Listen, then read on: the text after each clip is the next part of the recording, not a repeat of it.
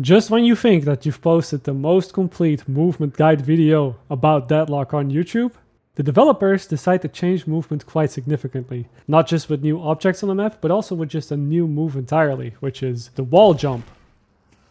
Yes, you can wall jump in Deadlock now, which is done by going up against the wall and moving away from it. You can do it sideways too, in all sort of ways. And the good part about this is that this does not cost stamina. And even though you can only do it once per time that you're airborne, I can imagine that this is going to change the movement landscape quite significantly. Second up, the developers have also changed up the map in quite a few ways. I already showed you this rope right here. These have been placed all around the map. Some of them have simply outright replaced the bounce pads that you used to be able to see here. You used to be able to go here and then bounce up and get on top of this building. But now we climb on these. And there's two things to note about these ropes, other than you're able to go up and down. For one, is that you can shoot off of them. You cannot do this while you're moving. I'm trying to shoot right now and it's not working. But when you're stationary, you can. And two, when you jump off of these, you actually go significantly further. So they've placed these in a few key locations around the map. And I'll turn on the map here so that you can see where we're at. The first one is on the purple lane here. And of course, it would also be placed here on the yellow lane. At the exact opposite spot. There's one right here that sends you to the rooftop. This also used to be a bounce pad. And there's also a little hole right here that you can go through, which used to be a dead end. The bounce pads on that roof, they are still present there. It's just the ones that were for verticality that have been replaced by these ropes. More interestingly though, if we look between the orange and the yellow lane, or between the blue and the purple lane on this side of the map, so in these areas, the developers have not just added more of these ropes, they've also made a whole bunch of rooftops more accessible now. So this, of course, this building we were already able to climb up on. I think in my movement video I used this specific spot to showcase you can get on top of this roof through a double jump. But of course you would be able to get up here through this camp as well. You would climb up here and end up on the roof. But now, as you can see, they've added another one of these ropes to the building right here. And we are also able to climb on these buildings, which previously, if we were up here, it would slowly kill us because of the antennas. They're still on that roof right there, but on this roof, they are not present anymore. And so this is now part of the playable space. It still looks a bit under development, I would say. You can walk through some of these pipes. There's some invisible walls here, as you can see. So this is definitely still a in progress type of thing, with a floating staircase and whatnot. And yeah, a whole bunch of other things that don't really make a lot of sense yet. But you can see where they're going with this. There's a total of 4 more of these ropes placed around here. One goes inside of the building with the hard camp. The other 2 are placed here in this alleyway. Not sure if we needed one on each side though, but I'm sure that will get ironed out. And then there's one right here.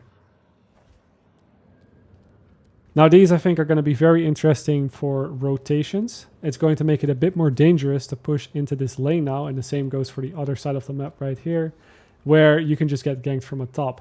But yeah, now a lot more players are going to be able to play from the rooftops, and we'll find out how useful that is going to be in the upcoming days, I think. The other big change that the developers have made to the map are the teleporters. They are all on the ground level now, so one is here. And it used to be in a different spot. It used to be in that same building where that tier 3 camp was.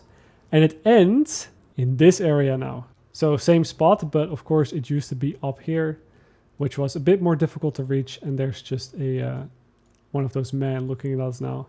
So yeah, this is hopefully going to make it a bit easier for players to make use of these. In my beginner's guide, I mentioned that with the teleporters being so hidden inside these buildings, a lot of players often overlook them. But now, especially this one, it's been placed dead center between the yellow and the orange lane. So I think that this will definitely increase the amount that players will use them. And we have some teleporters here now as well on the outer edges of the map. So here there's one on the yellow lane and then there's one on the purple lane. If you remember, if you play it long enough, and you might be able to see it back on this map because you have a little indentation on the map right there. There used to be teleporters right here. And then they removed them without giving us a suitable replacement. But now that replacement has finally come. And if you'll notice, they also changed the teleporter animation. It's no longer just the block animation.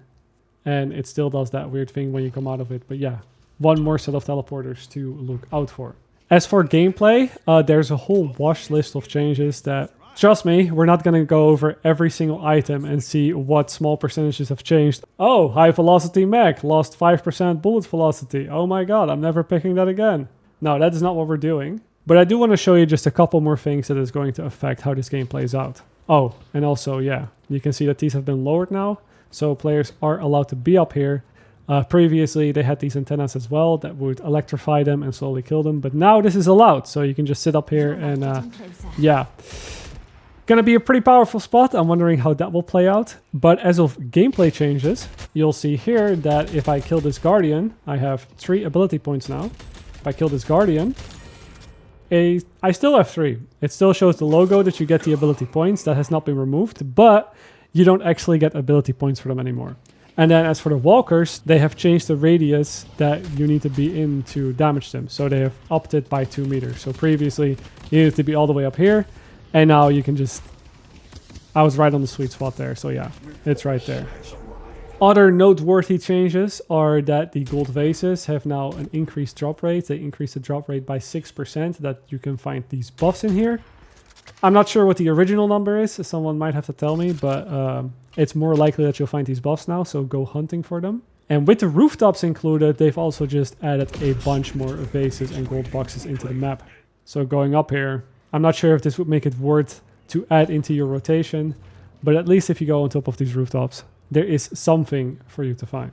Additionally, the developers have also added another bounce pad that can be found on the blue lane on this side or on the orange lane on the exact opposite side, which then shoots you all the way over here. And I'm trying not to get killed by that walker. Thank you very much.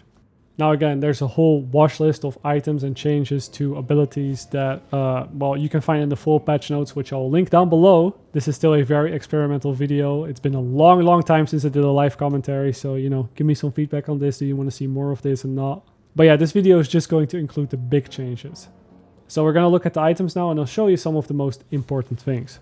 And actually, we will do that in the sandbox mode. So the first big change is Intensifying Magazine. I never used to pick this up because the way that it would work is that you would, as you would shoot, your bullets would start to do more damage. So now a single bullet would be 11 damage, whereas the baseline would be 8.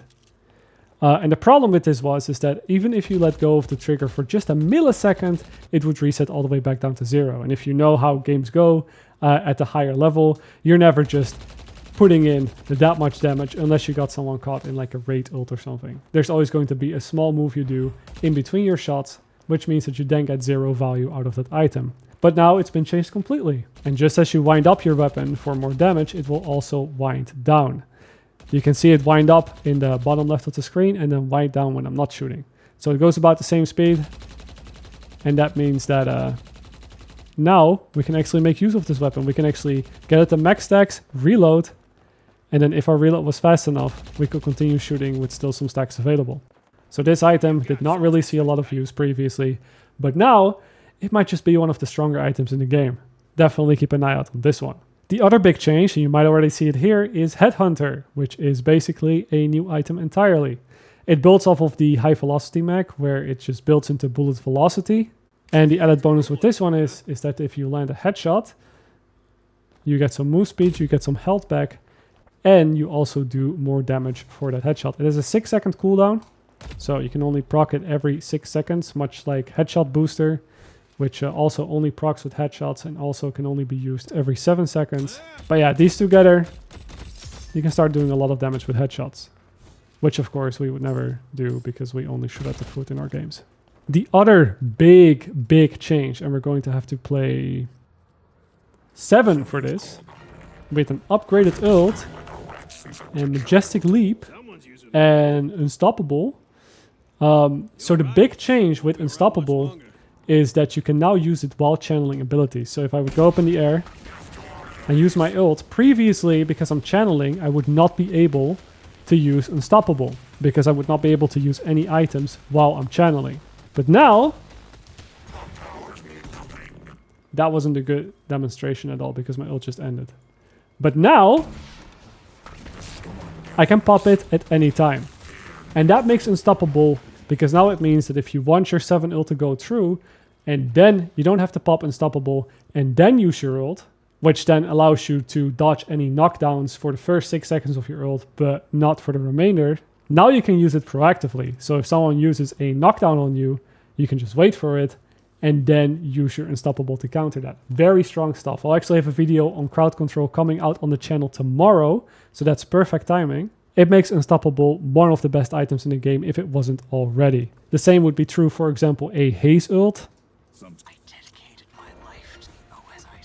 Previously, if you wanted to make use out of unstoppable, you would have to, you know, pop unstoppable and then pop your ult. But now you can pop your ult, and then if someone is about to stun you, just pop unstoppable after the fact. And if I get, for example, silencer as well, you can see the difference. Silencer gets grayed out, I cannot use that ability anymore, but unstoppable, it stays available throughout the whole channel. So that makes that item quite unique in that sense, and this is going to change up the game significantly. It is going to make 7 even stronger than he already is, because now if the 7 is good enough, you basically cannot stop his ultimate. Unless you put 2 knockdowns back to back on him, or 2 interrupts that are more than 6 seconds apart from each other. And if you have to wait that long, well, the chances are that 7 is already doing a lot of damage in teamfights. So crazy change right there.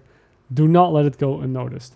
And then the last thing I wanted to show off is with the knockdown, which has been buffed in response. The time it takes for the stun to go off has been changed from 2 seconds, which was 3 seconds previously. But then the stun duration has been reduced from 0.25 seconds to 0.9 seconds. Now that may seem like a very big change, but not much has changed, because what you would typically use knockdown on are enemies in the sky. And the stun on knockdown, it doesn't say it in the description, but the stun on knockdown is still paused so long as players are airborne. So for example, if you put knockdown on me now, the time that I'm in the air, the stun is still paused. So if you were to use this on a 7, he would be stunned all the way down until he hits the ground. And then when he hits the ground, it would be a 0.9 stun time still. So yeah, something funny as well with this is if you take Magic Carpet, just as a little bonus to end off the video, if you get knocked down on the Magic Carpet, you are just stunned for the entire time on the carpet because you are technically not on the ground. Wanted to include this as a little ending. Can you put the knockdown on me? As you can see, I am just stunned the whole time that I'm using Magic Carpet, and there's no way for me to do anything. So yeah, very interesting knockdown interaction there. Don't be discouraged by using it just because the stun duration has been lowered.